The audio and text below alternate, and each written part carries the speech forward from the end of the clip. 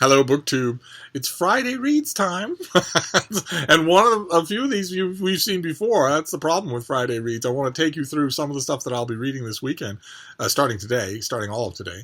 But the one of the perils of this channel is that you will have seen a lot of these things before because I get stuff in the mail and then, unlike a lot of inveterate BookTube haulers, I then read it.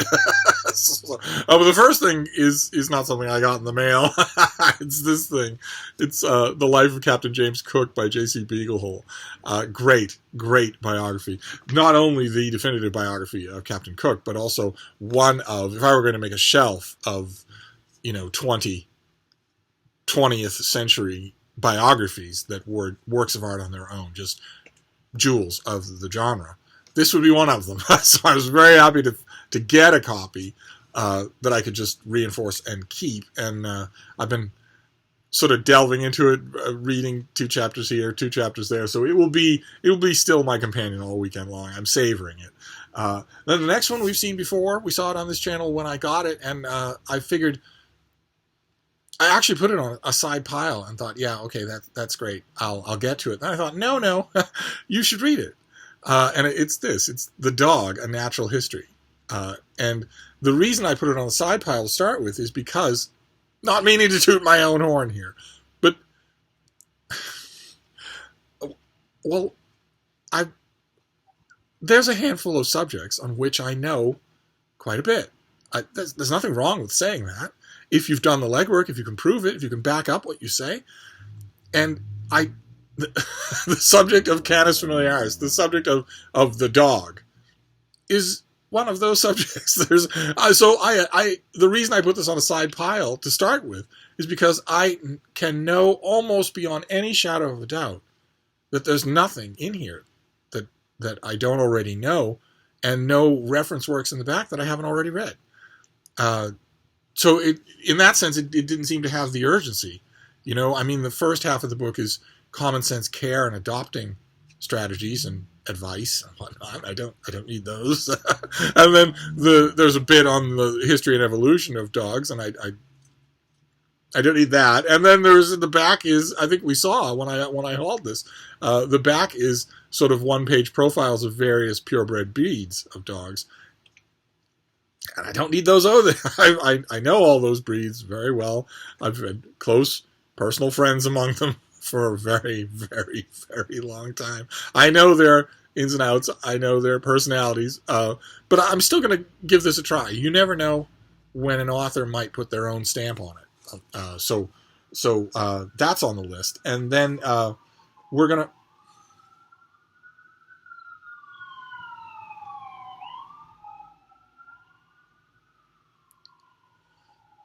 and then we're going to look at some things that we've seen in the mail that I'm going to read right away. I'm going to read them this weekend. First one is this, Sky in the Deep by Adrienne Young. This is her debut YA novel about a Viking warrior girl that I just... I'm certainly on board with the concept. So I'm going to give that a try this weekend. And another one that we just saw the other day is this, Monsoon Mansion by Snell Barnes, a memoir of... growing up in an opulent and then increasingly dilapidated mansion in the Philippines that was struck by a monsoon and never quite was the same again. I know what that feels like. And it's a beautiful book, and I want to give it a try, especially now that I have reconciled myself with Amazon publications. I feel like a new electronic page has turned on the Kindle of life. Another one we've seen on this channel before. This is Eager. This is by Ben Goldfarb, and it is a natural history of beavers. And I was going to leave it because it's not for a while. It doesn't come out until July. So I was going to leave it a little while, but I can't. I can't. I have so many memories of meeting beavers in the wild. So many memories. Not just meeting them, but encountering their handiwork. Beaver lodges. But also meeting them. They are very strange to meet in the wild. I've met pretty much every North American critter that there is in the wild. Some of them have stung me. Some of them have bitten me. And then there are the staple woodland critters that I have met by the bushel. And they fall on a spectrum of curiosity about you. That beavers are all the way at one end. They are not curious about you at all. They do not. They have work to do, and you're an interruption. They just, once they're used to you, they ignore you completely. They've got stuff to do all day long.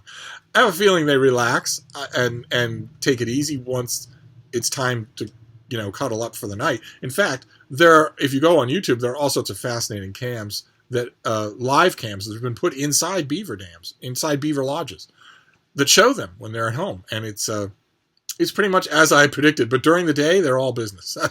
Whereas raccoons, for instance, are made of curiosity. They are infinitely curious, but they're very cautious and very, very smart. So they're watching, and sometimes they'll show themselves, but they're not very hands-on with their curiosity. And skunks are very curious, but they're also skittish. They're a little high-strung. So if they're curious about you, you don't want them to be, especially if you have dogs with you, you don't want them to be coming too close because it's a pain in the neck to get skunked.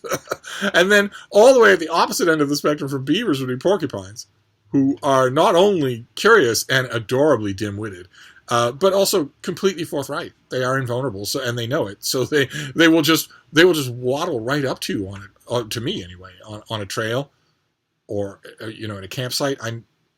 When I was hiking with my dogs, I didn't really do much in the way of a campsite. I didn't clear ground. I didn't pitch a tent. So I was fairly close to the natural setting. But even so, porcupines would just come up and just sort of look around. And if once I commanded my dogs to leave them alone, and once they realized the dogs weren't coming any closer, the dogs weren't baying, the dogs weren't doing anything like that, then it was just pure curiosity. What of yours can I sleep in? What can I rub against? What can I eat? Porcupines love to eat things. All kinds of things, not just food. They don't even seem to care if it's food. But so those kind of memories are going to prompt me to read this thing earlier than I ordinarily would, just because I haven't read a natural history of beavers in quite some time. I don't think ever. Not all by itself. I've read long chapters.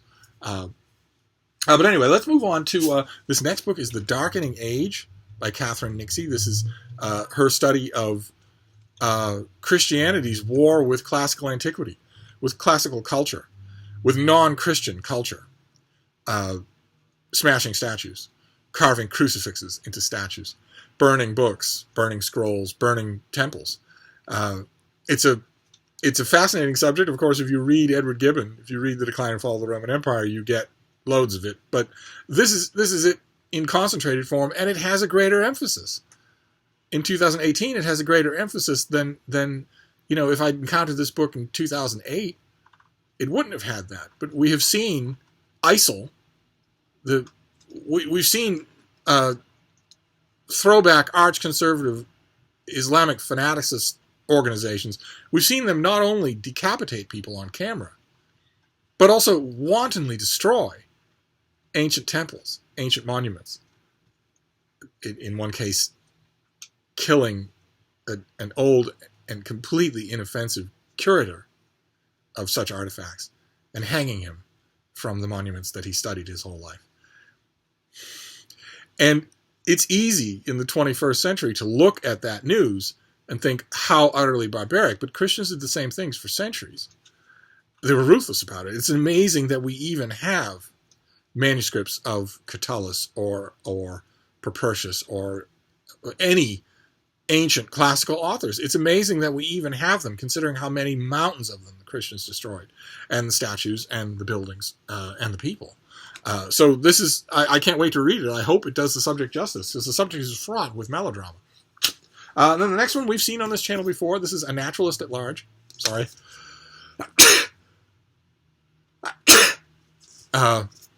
This is a collection of previously uncollected essays by Bern Heinrich, the author of Ravens in Winter, and a bunch of other great natural histories. What a great natural historian this guy is. His Ravens in Winter, The Mind of the Raven, Winter World, these things are worth your time to go and find at the library. And these are the essays of his that I have read everywhere Because if you were flipping at a newsstand, you're flipping through the latest issue of Natural History or Audubon or whatever, and you see a Bernd Heinrich essay, that's worth buying the magazine. But it's not worth keeping the whole magazine. So over the years, I've just pulled out those and put them in a folder. And this is that folder. This is that collection in a lovely book, including articles I've never found. So that's fantastic. I have pretty much all of his work, and this is a natural addition to that. And it'll be also an example of how I get so many books done. It's not just a question of concentration, although of course it is mostly that. BookTube. Okay. So when those of you are asking, God, when are you going to make a video on your reading secrets? How do you get so much reading done? Oh, hang on, I got a text. You're answering your own question right there while you're asking it to me. You just don't want to admit it. You just don't want to admit it. So Friday night comes around, and you're going to go out with your friends and have a few drinks, and you kind of know what they're going to say already, and the drinks are hugely expensive, and so's the food you'll end up getting, and you're going to have to take a cab back home. And, their company really hasn't done it for you, and I'm still going to do it. I will be at home reading. And I don't begrudge you your quote-unquote enjoyment, but on Saturday morning, when you've got a roaring hangover and no books read, don't come to me and ask what my secret is to getting books read. My secret is to concentrate on reading. But anyway, as I was saying, this is a perfect example when some of you look at these Friday reads piles of mine and say, how on earth can you get all that done in one long weekend? This is a perfect example of this is not a book that's going to take any time at all. I've read a lot of, probably 90% of what's in here. I will read those essays again, but with the greater speed that you always have when you're rereading something. I'll concentrate my attention more on the stuff that's in here that I haven't read. And then a new murder mystery, new to me. I don't think I read the first one. The first one was called Collecting the Dead. This one is Whispers of the Dead by Spencer Cope. And it's the requisite boring American cover. I'm amazed there isn't shattering glass on it. But there has been a murder. But not only is the identity of the victim unknown, most of the body itself is missing. All that's been found is a pair of feet stored in a portable cooler and left in the house of a federal judge in El Paso, Texas. The killer apparently broke into the judge's house, left his grisly message, and disappeared without a trace. With no clues as to the killer, the person killed, or the intent behind the cooler, all the authorities really know is that this isn't the killer's first or last victim. Now, I imagine there's going to be some sort of forensic fancy dancing that tells us, that explains why there's a murder here at all. Like I was telling Deb, the first time I read that plot, I thought, how do you know the victim's dead? They don't have any feet anymore, but how do you know they're dead? But I've watched enough CSI to think that maybe there's a way to examine a pair of severed feet and realize whether they were cut off post-mortem or not. Either way, feet in a cooler in a judge's house, I was on board. And then the last one is a debut novel. I've mentioned on this channel many times before, I have a sweet tooth for debut novels. I love the idea of the open page. I love the idea of a new kind of career. And in this case, it's a practiced writer. This is just her first debut, her first fiction. This is Heather Abel's The Optimistic Decade, which takes place, the hinge of it is 1980. So it straddles the late 70s and the early 80s and has Ronald Reagan and Star Wars and all that as the bugaboo in the background. But it's about a utopian colony that it is set up, and the various people who are attracted to it and then ultimately disillusioned by it. And I'm going to give it a try. I'm going to read it with an open mind. I read probably half of it in advance copy months ago and thought, it's almost time to declare a moratorium in American fiction on utopian colonies. It's almost time to do that. I know it looks inviting, but it's really not. it's really not. But I still thought there was a lot of energy in it, and especially a lot of good characterization. So I'm, that initial toe in the water certainly made me think to read the whole thing. So now that I have the finished copy, as I mentioned, we've seen it on this channel many, many times, that getting the finished copy often is the nudge I need to read the whole book, and that's what I'll do in this case. So that is my Friday reads, unless I go off reservation, and I don't think I will. There's enough variety here. So we have The Optimistic Decade. We have Whispers of the Dead. We have Bernard Heydrich, a naturalist at large. We have The Darkening Age, about Christianity attacking everything that's not Christian. We have Eager, which is, the subtitle is The Surprising Secret Life of Beavers and Why They Matter. Then Monsoon Mansion, which we saw the other day, and Sky in the Deep, which we saw the other day, and The Dog, A Natural History, which I'm going to read as soon as I stop this video. And also, all along the way, The Life of Captain James Cook, which I'm just going to savor for the whole of the weekend before I put it on the shelf and never remove it again. So that's it. That's it for now. As usual on Friday Reads, I want to know what you're reading, and I'll be back soon. We have plenty more to talk about. Thank you, BookTube.